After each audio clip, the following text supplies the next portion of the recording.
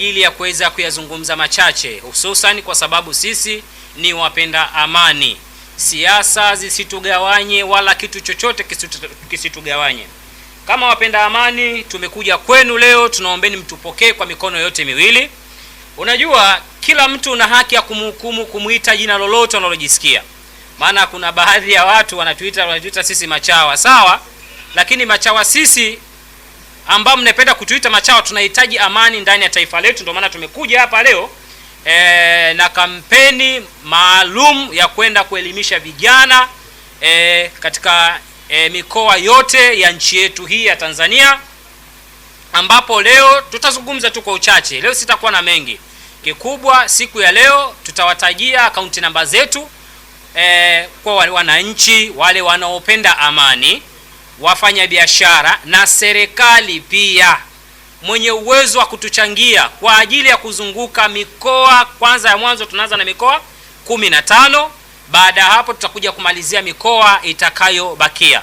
Maana tunaondoka na kundi la waandishi wasiopungua 30. Hilo lazima niliweke wazi. Tuondoka na kundi la waandishi wasiopungua 30 kwenye ziara yetu. Tunafanya haya kwa sababu tumeona kilichotokea mnamo Oktoba 29 kilikuwa sio kitu cha kiungwana kabisa, kilichofanywa na baadhi ya vijana ambao bahati mbaya wengine inawezekana ni wazalendo, walimezeshwa tu sumo kwa wakataka kuliharibu taifa lao. Sasa sisi tunataka kwenda kushindilia swala la uzalendo, ni jambo muhimu kwenye taifa. Tunataka tutembee, tutakuwa na wataalamu maalum, ushanifahamu? Na maana tutaifikia mikoa yote, na maana ndani ya mkoa mmoja tutakuwa na watu wasiopungua 300, vijana 300. Wakiongezeka itakuwa sio mbaya, ila sisi tumeweka kila mkoa mmoja tutakuwa na watu 300, kwa sababu tumelenga kuwafikia vijana 5000 kwa awamu ya kwanza hii. Tumelenga kuwafikia vijana 5000 mpaka 4500. Kwa hiyo tunaenda sasa, kuna mengi. Na hapa niwaambie tu ndugu zangu wananchi, ni kweli mnawezekana kuna baadhi ya watu wanatubeza. Tusiangalie jinsi wanavyotubeza, tufikirie siku 3 zile tulizokaa ndani mwisho saa 12. Je, zilikuwa ni siku sahihi? Makosa yaliyofanyika kama yaliyojitokeza tusije tukajaribu kuyarejea tena. Kwa sisi ambao tuko Dar es Salaam hapa, tunajua kimbembe kilichotukuta. Wengine kula yetu mpaka tutoke nje tupate riziki. Kuna watu walidhidi kudhoofika, wagonjwa ile saa 12 mwisho ndani ile. Watu walidhidi kudhoofika, baadhi ya watu. Sasa hatuhitaji hii hali ijitokeze, maana kuna baadhi ya watu wamesema watawekeza kuhamasisha vijana kuendelea kufanya vurugu. Na sisi tunapingana na wale, tunataka tuwafate vijana. Hatutaki kila siku kukaa kwenye media kuanza kujibishana nao. Sasa hivi tunakwenda kwa vitendo, tunaenda kuwaona vijana wenzetu, tuwaambie umuhimu wa amani, umuhimu wa uzalendo, ambapo natumia fursa hii tena kuwaomba wananchi. Na waombeni sana, tuko chini ya miguu yenu wananchi wenzetu. Sisi ni Watanzania wenzenu. Tunaombeni support yenu, tunaombeni nguvu yenu, tunaombeni mchango yenu ili tuendelee kudumisha swala hili la amani. Maana kuna baadhi ya watu wanasema sisi tunaongwa. Tungekuwa tunaongwa tusingekuja hapa kupiga magoti kuomba mchango hata siku moja. Tungehakikisha tunanyanyuka na tunaondoka. Kwa hiyo na hili tutalifanya kwa uwazi. Bahati nzuri mimi ni mwaminifu sana mkubwa. Hakuna asiyenitambua. Ushanifahamu? Tutalifanya ile jambo kwa uwazi na tutaliweka kwa wazi. Kwa hiyo nimewaomba wananchi, akaunti namba tutaitaja ili muweze kutuwezesha. Lakini na wageukia wafanya biashara. Taifa hili bila biashara ni kweli haliwezi kwenda, lakini wafanya biashara bila ya amani hakuna biashara itakayofanyika. Mwekezaji bila ya amani hakuna biashara ama uwekezaji utakaofanyika. Tunawaomba wafanya biashara. Wapo wakubwa hapa, yupo nani? Karibu kila JSM mtuone. Mwingine nani? Hata Modeuji tumtaje. Mzee wa Simba. Wote mtuone muhimu sana, na tuna account special. Na Awadhi Waleki. Kwa sababu nazungumza hawa wameathirika na wao na kile kilichotokea. Kama tukiangalia Leki ilichomwa moto, watu wengi walichomewa vitu vyao moto. Sasa hatutaki kufikia huko. Tukisema sisi tukae kimya, jamani, ni hatari ya miaka ijayo. 2030 sio mbali, ni karibu tu. Tuombee yajitokeze tena, lakini na sisi tunataka tupambane sasa hivi kuhakikisha vijana hawatajitokeza, kwa sababu kila mkoa vijana 300, sio vijana wadogo. Na maana wao watakwenda kuwakilisha wenzao, na tutakuwa tunafanya utaratibu wa kurudi mara kwa mara. Kwa hiyo ndugu yetu GSM tunakuomba, Ghali bwana anaitwa Saidi Muhammad, ushanifahamu tunakuomba. Ndugu yetu wa Leki pia tunakuomba, na wengineo Ali Edawad. Haya sawa, jina lishatoka hilo. Ulimi wengine huu ndio hivyo tena. Tunaombeni mchango wenu jamani, mtusaidie tuweze kuelimisha vijana. Vijana wengi inawezekana wanawalaumu viongozi wa serikali, ni kwa sababu uelewa ni mdogo, na kundi la watu la upotoshaji limekuwa na nguvu kwa sababu kuna watu wanawekeza. Ford Foundation wamewekeza kuhakikisha vijana wa Kitanzania wanapoteza maarifa kwenye vichwa vyao waweze kulipoteza taifa lao. Sisi tumejitokeza kuungana na Watanzania wenzetu, tunawaomba mtupe support yenu, tupingane na huyu Ford Foundation. Kipindi anatumia vyama vya kisiasa kuwarubuni vijana wa Kitanzania, sisi tutatumia nguvu zetu sisi wenyewe wa Tanzania kuwaelimisha vijana wa Kitanzania. Napeleka tena ombi kwa serikali. Serikali, mnaposikia jambo hili, tunaombeni mchango wenu. Wafanyabiashara, mnaposikia jambo hili, wawekezaji wakubwa, tunaomba mchango wenu. Namtaja rafiki yangu mmoja hivi anaitwa Alim wa Property International. Pia tunakuomba, wewe lazima nimtaje. Ni rafiki yangu wa karibu sana. Kina Skabas yuko na wengine Kigamboni kule. Ushanifahamu? Kwa tunaombeni mchango wenu. Mimi hapa moja kwa moja nitataja account number au nitaionyesha. Hii ni ya NMB. Hii account inasoma Joseph Yona and Komo. Kwa sababu sisi hatuna taasisi. Tunakuja katika uhalisia. Hatuna taasisi, harakati zetu tumekuwa tukizifanya sisi wenyewe. Account number yetu inasoma Joseph Yona and Ahmed. Ushanifahamu? Hapa inasema 24 51 00 65 66 4. Nitawapa waandishi. Kwa tunaomba support yenu leo. Hatutaki maswali ya kisiasa. Tunachokihitaji siku ya leo ni kitu kimoja tu. Watanzania watusapoti tukatoe elimu, kwa sababu tuna jumla ya watu wasiopungua 90 tutaondoka nao katika jiji la Dar es Salaam. Kwa hiyo tunaomba support yenu, tunaomba support yenu, tunaomba support yenu. Mimi ya kwangu kwa siku ya leo sitaki niyazungumze mengi, nahitaji niishie hapo. Na waandishi nawaambia kabisa, leo hatutaki maswali mengine, tunataka maswali kuhusu hilo. Kwa sababu mimi mwenyewe ni mwandishi. Shanifahamu, mimi mwenyewe ni mwandishi, naelewa. Nitaonyesha vizuri kwenye kati, mtaiona vizuri ili bango. Kwa kusema hapo leo naomba niishie hapa. Aje ndugu yangu Joseph Yona aweze kuyazungumza yale ambayo binafsi ameweza kuyapanga siku hii ya leo. Haya, Yona njoo. Hapa. Haya. Nyinyi mkajua leo tunawasemea Chadema, tuwasemi Chadema leo. Hatutaki. Tumegoma. Kuna mic hapa? Mbona ni hujumu? Njoo.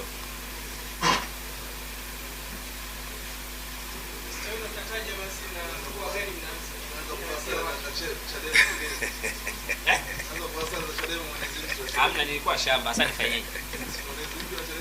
Wewe mwenezi mpya Chadema nani? Tokea lini? Mimi na Chadema wapi na wapi? Iache tu. Weke tu. Mimi na Chadema wapi na wapi? Taniambia. Haya, tomboka.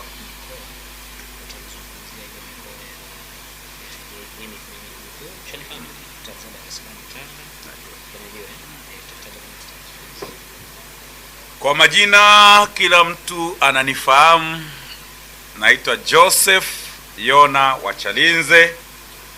Lakini waandishi mlituuliza press ya mwisho kwamba akaunti yenu ni ipi. Bahati nzuri sisi tuna akaunti ya joint ambayo ni imeandikwa Joseph and Ahmed.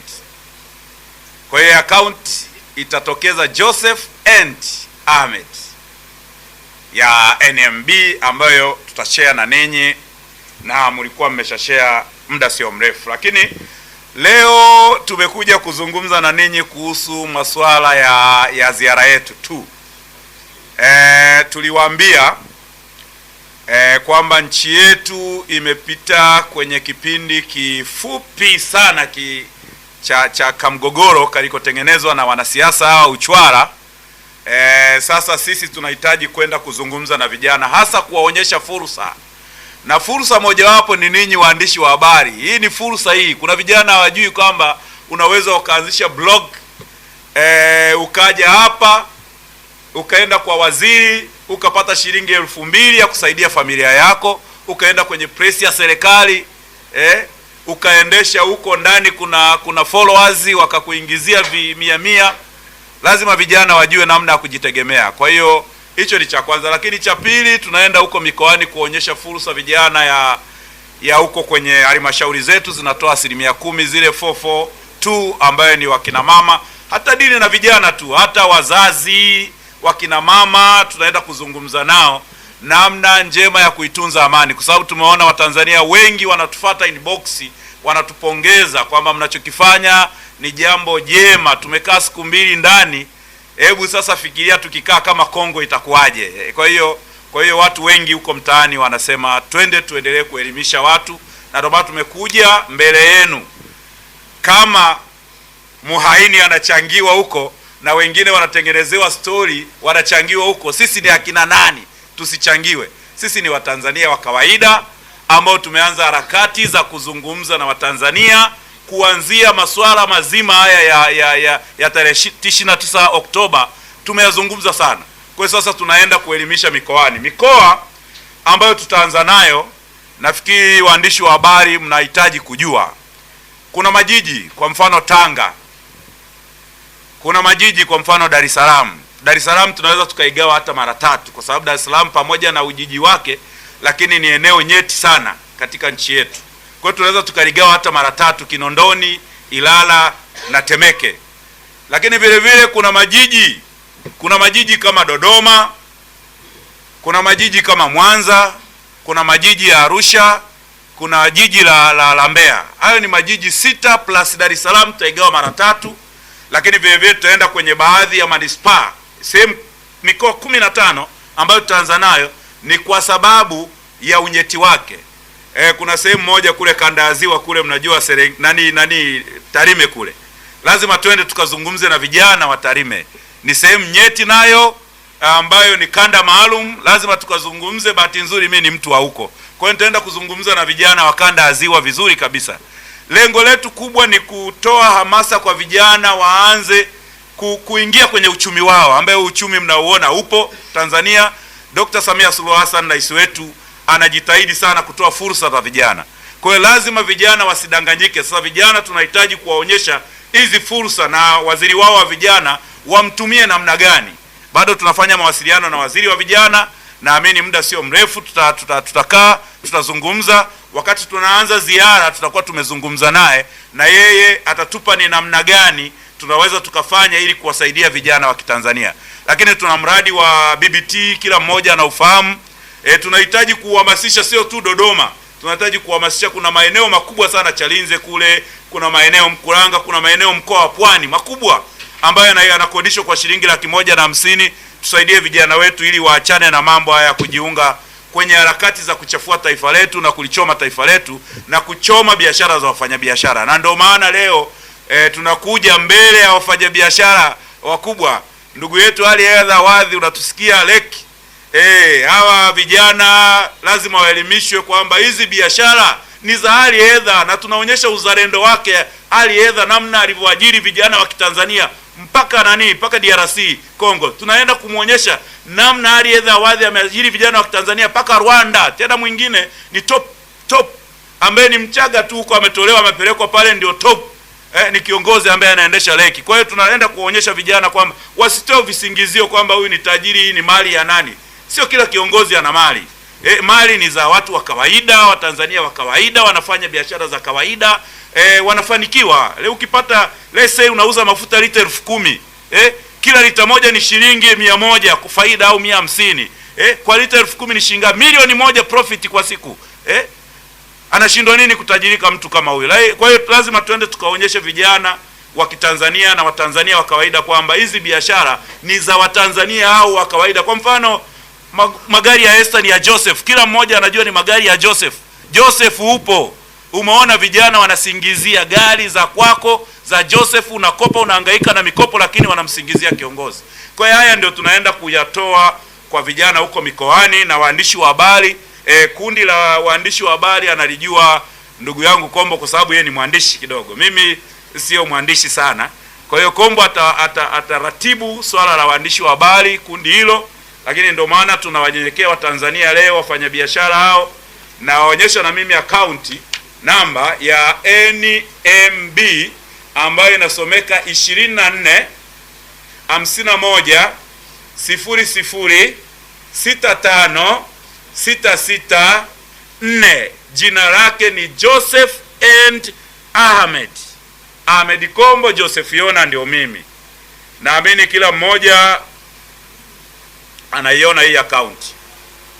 Kwa hiyo Watanzania, hatutaki kuiba, wala hata yeyote anayetaka kutusaidia anaweza kutusaidia, kama ni viongozi, kama ni Watanzania wa kawaida ambao wametufuata, wametuambia, ili tuweze kuisaidia nchi yetu iende, kwa sababu leo Watanzania tumempata rais ambaye amemaliza SGR, tumempata rais amemaliza bwawa la Nyerere, tumepata rais ambaye anafanya miradi mikubwa na miradi midogo. Leo watumishi wa umma wapo, watumishi wa umma tumepata increment kwa mara ya kwanza. Increment leo watumishi wa umma wameenda kukopa mikopo benki, wanajenga nyumba zao.